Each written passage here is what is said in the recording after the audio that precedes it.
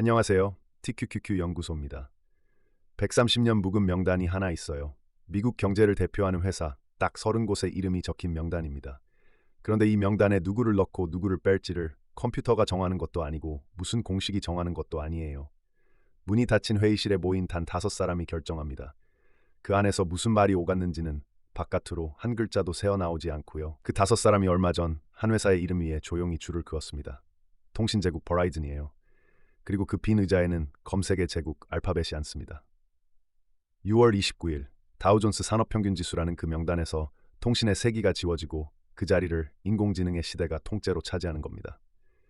여러분의 나스닥과 TQQQ를 매일 끌어올렸다 끌어내렸다 하는 바로 그 회사들이 이렇게 한 칸씩 미국의 얼굴을 갈아 끼우고 있어요.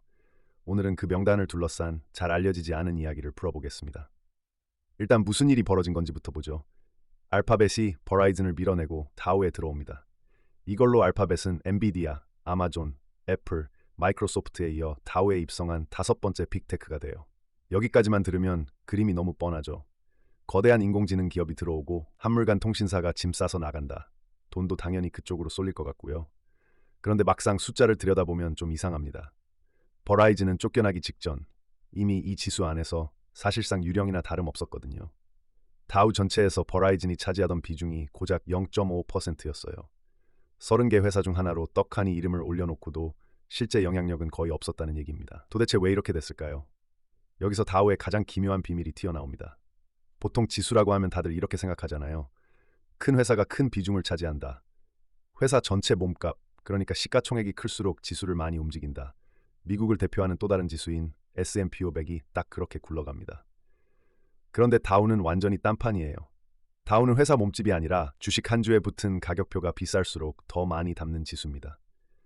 30개 회사의 주가를 그냥 쭉 더한 다음 정해진 숫자로 나눠요. 그러니까 한 주에 $500짜리 주식은 한 주에 $50짜리 주식보다 지수를 10배나 세게 흔듭니다.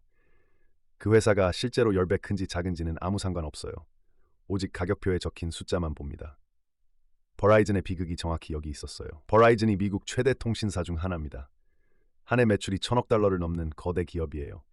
그런데 주가가 한 주에 $40 중반으로 낮았습니다. 회사는 산더미만 한데 가격표는 작으니 가격표만 쳐다보는 이 지수 안에서는 있으나 만화한 존재가 돼버린 거예요. 지수를 만든 회사도 이 사실을 그대로 인정했습니다.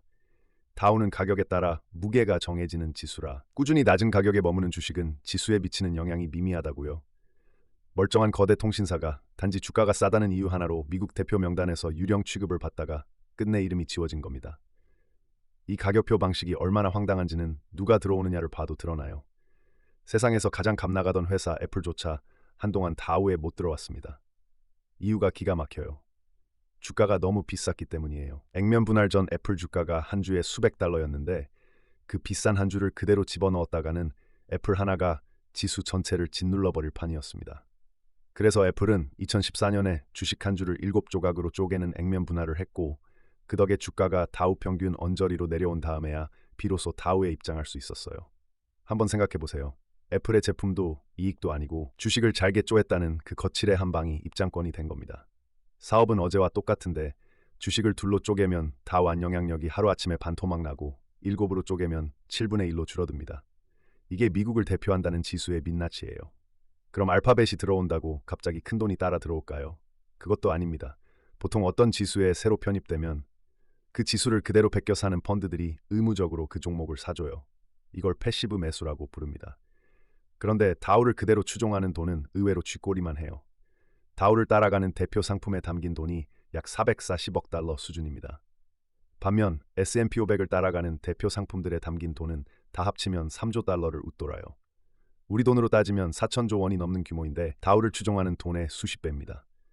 그러니 다우에 이름을 올린다고 해서 쏟아져 들어오는 패시브 매수는 거대한 댐이 아니라 가느다란 파이프 하나 정도예요.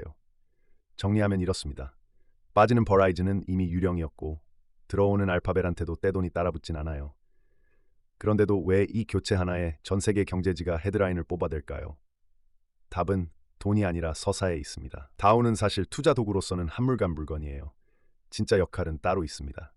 130년 동안 미국이라는 나라가 무엇으로 먹고 사는 나라인지를 큐레이팅해온 살아있는 박물관이라는 거예요.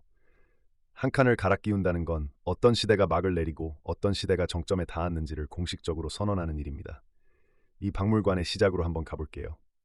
1896년 5월 26일 찰스 다우라는 기자가 미국 경제를 대표할 회사 12곳을 골라 그 주가의 평균을 신문에 실었습니다. 그 첫 12곳의 면면을 보면 그 시절 미국이 뭘로 돌아갔는지가 그대로 보여요. 목화기름, 설탕, 담배, 가죽, 고무, 가스, 납, 농산물을 가공하고 원자재를 캐내는 회사들이었습니다. 그때 미국이 그런 나라였으니까요. 그리고 주가를 죄다 더해서 평균을 내는 이 방식은 무슨 거창한 철학이 있어서 나온 게 아니었어요. 그 시절엔 계산기도 컴퓨터도 없었으니 주가를 더하고 나누는 게 연필과 종이로 빠르게 셈할 수 있는 유일한 방법이었기 때문입니다. 130년 전에 손으로 계산하려고 만든 방식이 지금까지 거의 그대로 굴러가고 있는 거예요. 그래서 월가와 학계에서는 오래전부터 이 방식을 두고 시대착오적이다, 한물간 유물이다, 비판이 끊이지 않았습니다. 대부분의 전문가들이 주가로 무게를 매기는 데는 정당화할 근거가 없다고 보고 실제로 미국의 주요 지수 중에 이런 구식 방식을 쓰는 곳은 이제 사실상 다우 하나뿐이에요. 그런데도 다우가 살아남은 건 정확해서가 아닙니다. 가장 오래됐고 가장 유명하기 때문이에요. 사람들은 여전히 저녁 뉴스에서 다우 몇 포인트라는 말 한마디로 그날 시장을 기억하니까요. 정확성은 진작에 S&P 500한테 내줬지만 상징성만큼은 130년째 다우 차지입니다.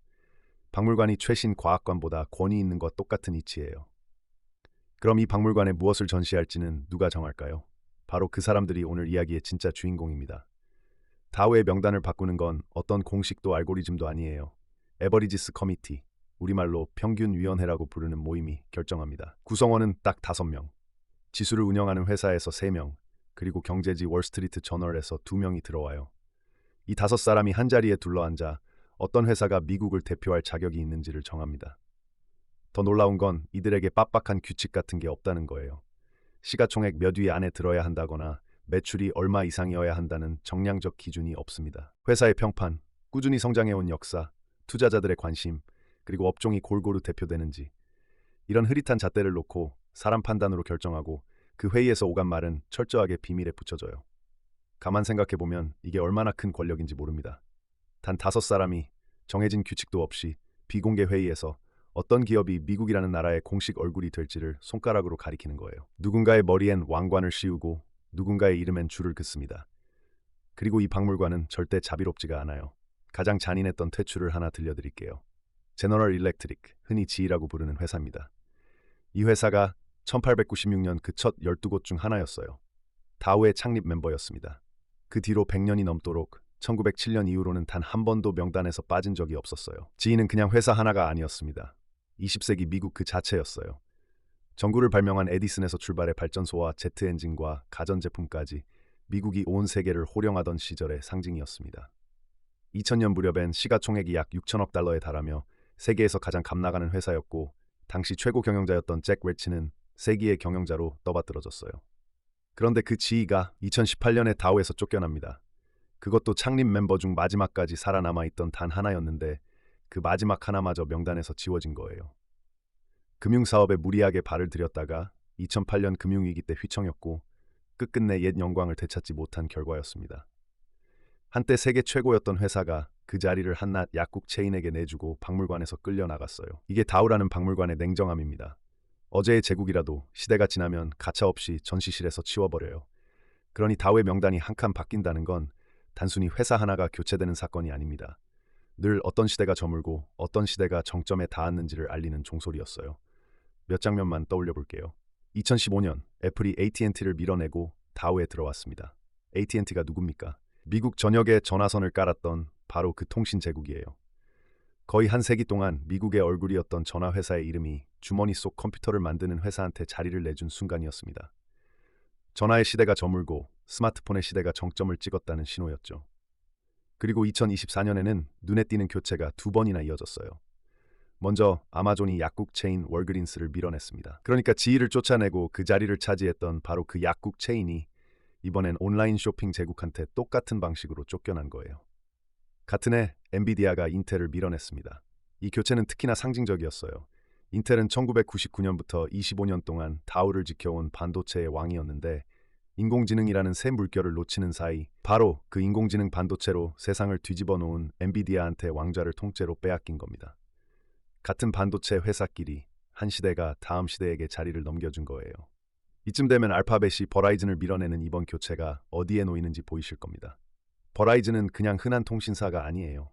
옛날 미국 전화를 독점하던 그 AT&T 제국이 1984년에 반독점법으로 강제 분할되면서 떨어져 나온 자식들, 이른바 베이비벨 중 하나입니다. 한 세기 가까이 다우를 떠받치던 그 전화 제국의 마지막 핏줄이 바로 버라이즌이었어요. 2015년에 AT&T라는 이름이 다우에서 지워졌고 이제 그 가문의 마지막 후예인 버라이즌마저 밀려나면서 미국을 100년간 대표하던 전화의 세기가 이 명단에서 완전히 막을 내리는 겁니다. 그 빈자리를 채우는 게 검색과 클라우드와 광고로 돈을 버는 알파벳이고요. 통신선을 깔던 시대가 지워지고 그 선 위로 정보와 광고를 실어 나르며 돈을 버는 시대가 그 의자에 앉는 거예요. 지수의 업종 분류상으로도 알파벳이 버라이즌이 비우고 간 그 통신 서비스 칸을 채웁니다. 지수를 만든 회사 스스로도 알파벳의 더 큰 몸집과 사업의 폭이 알파벳을 더 대표성 있는 통신 서비스 기업으로 만들고 이 편입이 미국 경제의 역동적인 영역에 대한 지수의 노출을 넓히고 강화한다고 설명했어요. 풀어 말하면 이제 미국에서 통신을 대표하는 건 전화선을 까는 회사가 아니라 검색과 광고를 파는 회사라고 박물관이 공식 도장을 쾅 찍은 셈입니다. 그리고 이번 결정에는 잘 보이지 않는 한 줄이 더 숨어 있었어요. 같은 발표에서 위원회는 또 다른 회사 하나의 운명도 함께 손봤습니다. 산업기술기업 허니웰이에요. 허니웰은 이번 교체에서 살아남아 다우에 그대로 남기로 했는데 조건이 붙었습니다. 항공우주 사업부를 따로 떼어내 분리한 뒤 허니웰 테크놀로지스라는 새 이름으로 명단에 남는다는 거예요. 떼어낸 그 항공우주 회사는 지수에 들어오지도 못하고요. 박물관은 전시품을 갈아 끼우기만 하는 게 아닙니다.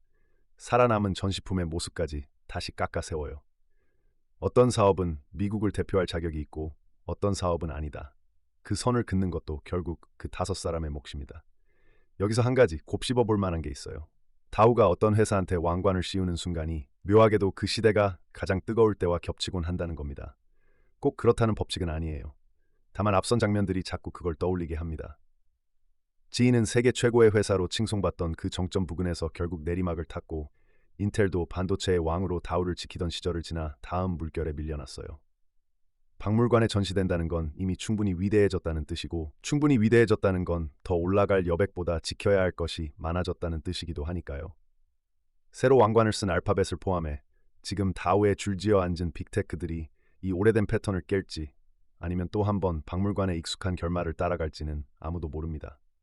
다만 이 명단을 볼 때 누가 새로 들어왔는지만큼이나 그들이 어느 시점에 들어왔는지를 함께 보면 시장이 조금은 다르게 보일 거예요. 이름 이야기로 한 번 더 들어가 볼게요. 이 지수의 정식 이름은 다우존스 산업평균지수입니다. 영어로는 Industrial Average, 말 그대로 산업과 공장과 제조의 평균이란 뜻이에요. 1896년엔 그 이름이 곧 미국 그 자체였습니다. 그런데 지금 그 명단에 새로 들어서는 얼굴들을 보세요.